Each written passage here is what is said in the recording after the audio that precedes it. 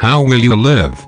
And Jesus said, And ye shall see the Son of Man sitting on the right hand of power, and coming in the clouds of heaven. Mark chapter 14 verse 62. The world in which we live is full of pessimism. No Christian has the scriptural right to go around wringing his hands wondering what we are to do in the face of the present world situation.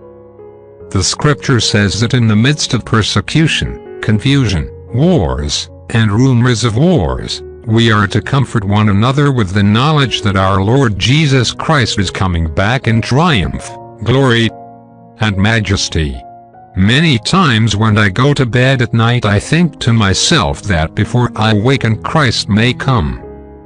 Sometimes when I get up and look at the dawn I think that perhaps this is the day he will come. He has told us Christians to be watching constantly and to be ready, for in such an hour as ye think not the Son of Man cometh, Matthew 24:34. Do you think Christ will come today? Probably not, you say. It is on just such a day that he may come.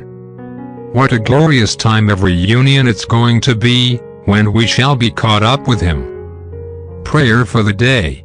Thank you, Jesus, for the hope that even today I may have the joy of seeing you face to face.